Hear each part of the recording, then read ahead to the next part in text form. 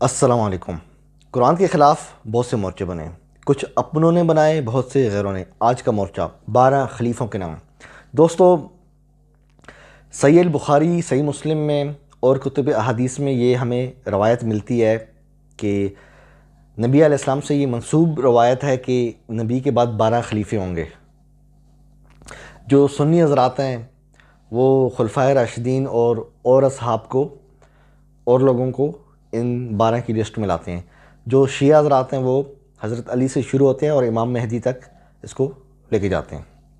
اچھا دوستو، یہ روایت ایک ہی صحابی سے مروی ہے، جابر بن سمورہ رضی اللہ عنہ سے۔ اچھا، یہ غریب روایت ہے، خبر واحد حجت نہیں۔ کوئی شخص اگر یہ اعتراض کرے کہ عبداللہ بن مسعود سے بھی یہ روایت مروی ہے تو عرض یہ ہے کہ مطابعت میں صرف صحیح سند والی روایت کو دیکھا جاتا ہے۔ عبداللہ بن مسعود رضی اللہ عنہ والی روایت، یہ جو آپ کی اسکرین پہ چل رہی ہے، اس کے اندر راوی مجالد ضعیف راوی ہے، اس لیے مطابعت میں ایسی اسانید کو نہیں لیا جائے گا۔ جابر رضی اللہ عنہ تک تو اس کی سند ٹھیک ہے۔ اچھا، سوال ہے کہ یہ روایت حجت کیوں نہیں؟ کیونکہ خبر واحد حجت نہیں ہوتی، غریب روایت حجت نہیں ہوتی۔ ایک بندہ بیان کر رہا ہے وہ حجت نہیں ہوتی۔ 12 خلیفے، اچھا آپ کو ایک عقلی دلیل دیتا ہوں جذبات سے ہٹ کے۔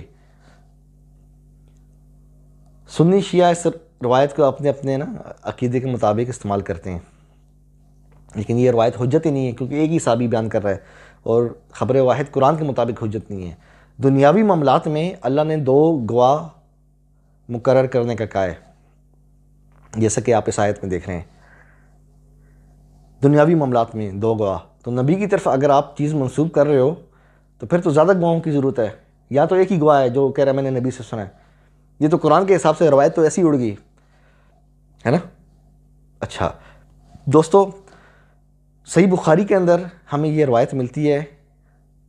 یہ جو منکرین قرآن ہیں، یہ جو روایت پرست لوگ ہیں، جو روایتوں کو مانتے ہیں، یہ منکرین قرآن، ان کا کیا عقیدہ ہے؟ صحیح بخاری کی روایت کے مطابق نعوذ باللہ نبی علیہ السلام کی ادھر وفات ہوئی اور صحابہ کرام روایت کے مطابق آپس میں لڑ رہے ہیں۔ سعد بن عبادہ صحابی جو ہیں وہ کہہ رہے ہیں کہ میں خلافت کا حقدار ہوں۔ ہاں سوچو، آپ کے گھر میں آپ کا والد صاحب فوت ہوا ہو تو آپ اپنے بہن بھائیوں سے لڑو گے؟ وہ کارنر والا پلاٹ میرا ہے، وہ گاڑی میری ہے، وہ بابا کا جو موبائل تھا، وہ آئی فون جو، وہ میرا ہے۔ لوگ بولیں گے یار اس کا کیا ہو گیا، اس کا دماغ خراب ہو گیا، اس کا باپ ادھر ابھی 1 دن ہوا فوت ہوا ہے، اور یہ ادھر اس کو باپ کا غم ہی نہیں ہے۔ روایت ہمیں یہ بتا رہی ہے کہ نعوذ باللہ وہ صحابہ، یہ روایت جھوٹی ہے۔ ابن شہاب الزہری مدلس ہے۔ وہ صحابہ جن کے بارے میں اللہ نے کہا ہے وَكُلًّا وَعَدَ اللَّهُ الْحُسْنَى، میرے پیارے نبی کے پیارے صحابہ کو اللہ نے سب کو جنتی کہا ہے۔ وَكُلًّا، سب، وَعَدَ اللَّهُ الْحُسْنَى، اللہ کا سب سے اچھائی کا وعدہ ہے۔ دنیاوی بادشاہ اگر آپ کے ساتھ اچھا کرے تو کیا کرے گا؟ اچھا، دنیا کا بادشاہ گاڑی دے گا، گھر دے دے گا، پلاٹ دے دے گا۔ تو جو بادشاہوں کا بادشاہ ہے اگر وہ کہے کہ میں تمہارے ساتھ اچھا کروں گا تو اس کی حد آپ سوچ نہیں سکتے۔ جنت تو چھوٹی چیز ہے نا اس کی رحمت کے آگے، ہے نا۔ اچھا، روایت ہمیں یہ بتا رہی ہے کہ صحابہ نعوذ باللہ انہیں نبی کے غم میں اور آپس میں لڑ رہے ہیں۔ اگر یہ روایت صحیح ہوتی، آپ سوچیں، عقلی دلیل دے رہا ہوں آپ کو، اگر اس طرح کی روایت صحیح ہوتی تو یہ جو صحابی بیان کر رہے ہیں جابر بن سمورہ رضی اللہ عنہ، یہ جاتے سب کو بولتے او بھائی آپ لوگ کیوں لڑ رہے ہو، کیا ہو گیا ہے؟ میں نے نبی کو کہتے سنا کہ 12 خلیفے ہوں گے، تو لڑائی کیوں کر رہے ہو آپس میں؟ پہلا خلیفہ آپ بن جاؤ، دوسرا آپ بن جاؤ، آپس میں طے کر لو، تیسرا، چوتھا، 5واں، 6واں، 7واں، 8واں، 9واں، 10واں، 11واں، 12واں، آپس میں سب باری باری طے کر لو۔ لڑائی کی کیا بات ہے؟ اس طرح کا کوئی واقعہ ہوتا، اگر اس طرح کی کوئی حدیث ہوتی صحیح تو صحابہ آپس میں لڑتے؟ عقلی دلیل دے رہا ہوں نا آپ کو۔ جابر بن سمرہ نبی کے وفات کے بعد بھی زندہ تھے نا، کافی عرصے تک زندہ رہے.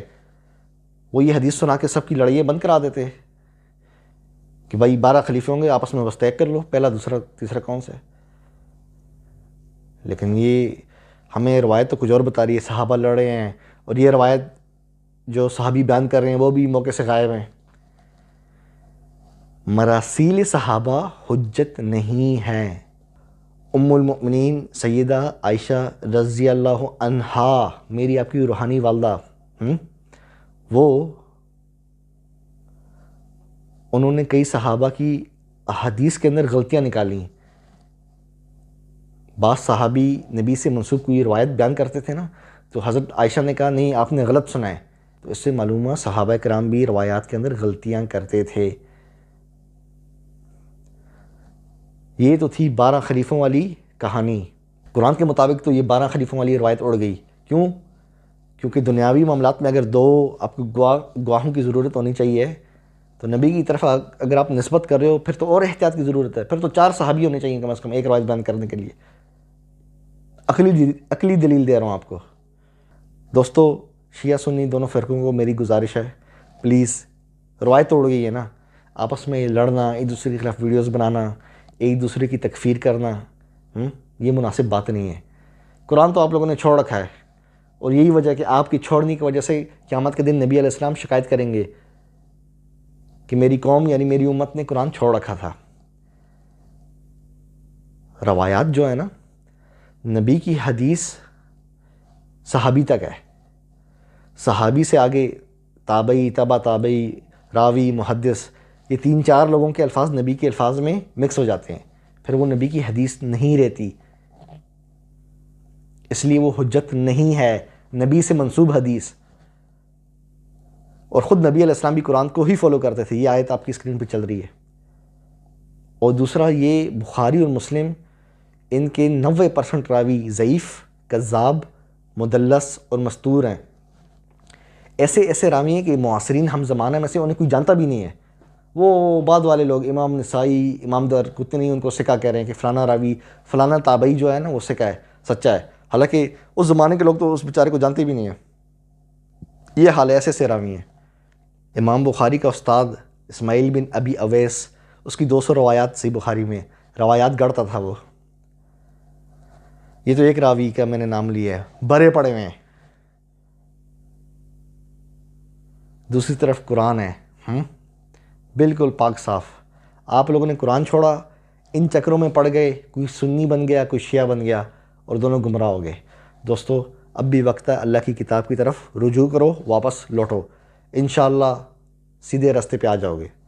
اپنے بھائی ابو جعفر تنولی کو اجازت دیں. چینل کو لائک کریں، سبسکرائب کریں. جن دوستوں کو چینل کا نہیں پتہ انہیں بھی بتائیں. قرآن زندہ باد.